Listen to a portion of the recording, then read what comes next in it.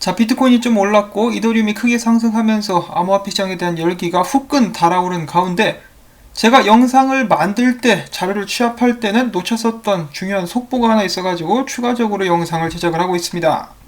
자, 오늘 엄청난 발표가 한 가지가 나왔는데요. 미국 통화감독청이 국가저축은행과 연방저축협회가 암호화폐 커스터디, 그러니까 수탁 서비스를 제공할 수 있게 되었다라고 이제 오늘 발표를 한 것입니다.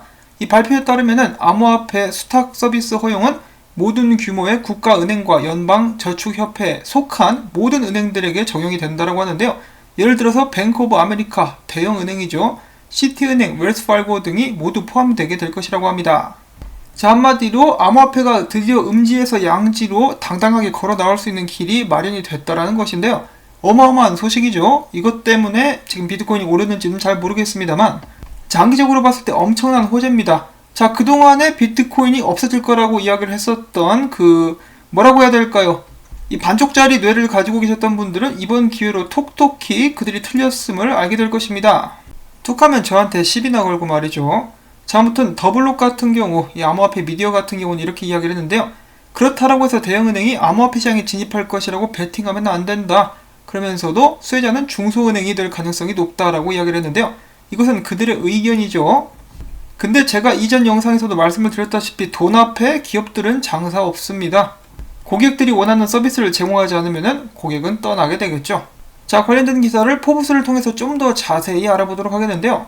오늘 미국 통화감독청이 새롭게 소개한 이 정책이 가지는 중요한 의미는 암호화폐 관련된 규제의 불확실성 때문에 은행들은 암호화폐 관련된 서비스를 꺼려왔었고 이제 무서우니까 할 수가 없는 것이죠. 그리고 또한 연기금을 포함한 대규모 투자 같은 경우도 연방정부가 승인을 한 은행에서만 이루어질 수가 있었기 때문에 사실상 이런 대형 자금들이 암호화폐 시장에 투입되는 것은 금지인 것과 다름이 없었다라고 이야기를 했었는데 이제 그것이 바뀌었다라는 것이죠. 자, 물론 모건 크릭 디지털 등을 통해 가지고 가끔 이렇게 연금들이 투자되는 그런 경우는 있었습니다만 이제는 대형 은행들이 나서 가지고 그런 부분 또한 유치할 수 있게 된 것입니다. 자, 그리고 이 정책을 통해서 한 가지 더 확실하게 알게 된 그런 정보가 있는데요. 이런 은행들은 수탁 업무 제공 가능 뿐만 아니라 요즘에 한창 인기가 뜨겁다라고 볼 수가 있는 스테이킹, 그리고 암호화폐 대출 관련된 사업도 하게 될 수 있을 것이라는 허가가 나왔다라고 합니다. 그러니까 암호화폐라는 새로운 서비스가 은행들에게 주어지게 된 것이죠. 다른 곳들보다 한 발 더 빠르게 이 암호화폐 관련된 사업을 준비하고 있었던 피델리티 같은 경우 은행업, 디지털 자산에 대한 높은 관심에 매우 기쁘다라는 그들의 의견을 피력을 했고요. 이미 이 소식이 나오기 전부터 알고 있었던 베리 실버트, 어쩐지 이런 트윗을 왜 올렸나 했습니다. 앞으로 많은 은행 관계자들이 자신들에게 아부를 떨러 오게 될 것이라고 이야기를 했었는데 그것이 현실이 되지 않을까 싶습니다. 자, 그런데 여기서 한 가지 짚고 넘어가야 될 부분이 있는데요. 여기 보시면은 고객 대신에 은행들이 디지털 화폐를 보관하고 있는 것은 실제로 해당 단위의 암호화폐에 대한 접근 키, 그러니까 개인 키를 그들이 갖게 된다는 것을 의미하기도 합니다. 자, 그래서 이런 부분 같은 경우는 사실 좀 씁쓸한 감이 없지 않아 있습니다.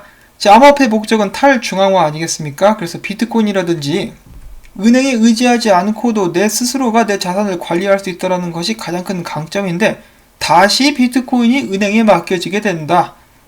좀 그렇게까지 기분 좋은 일만은 아니겠습니다만은 그럼에도 불구하고 암호화폐가 가장 빠른 길로 대중화될 수 있는 길은 아무래도 은행을 이용하는 것이기도 하겠죠. 그뿐만 아니라 비트코인이라든지 암호화폐들 사용 및 관리가 쉽지 않은 것도 사실입니다. 특히 연세가 있으신 분들께서는 굉장히 낯설어 하실 만한 그런 부분들이 있는데요. 그런 부분들을 은행들이 알아서 처리를 해준다. 그런 면에 있어서는 또 항상 도와줄 수 있으니까 긍정적이라고 볼 수는 있겠습니다. 자, 물론 기존의 은행에서 암호화폐 수탁 서비스를 제공하려면은 만약에 한다라고 치면은 준비 과정이 좀 필요하게 되겠죠. 자, 그래서 생각보다 좀 더 오래 그 기간이 걸릴 수는 있겠습니다만은 이런 식으로 수탁 서비스가 일단 나오게 되면은 당연히 암호화폐 매매에 관련된 서비스도 은행들이 하게 되지 않을까 싶습니다. 자, 일단 너무 앞서 나가기보다는 여기까지만 하고 앞으로 상황이 어떻게 돌아가는지 지켜보면 좋을 것 같네요. 자, 그리고 마지막으로 외국에서 암호화폐 세금 걷으니까 한국에서도 걷기 시작했죠. 자, 외국에서 기존 은행들에게 암호화폐 수탁 서비스 허가해줬으니까 한국에서도 해줘야죠. 기존에 비트코인 사기라고 하고 암호화폐 투자를 하는 사람들, 핍박했었던 사람들 대갈통에 짬뽕 국물을 끼얹어 줄 수 있는 날이 하루빨리 올 수 있기를 바라보면서 전 다음에 새로운 소식 가지고 인사를 드리겠습니다. 안녕히 계십시오.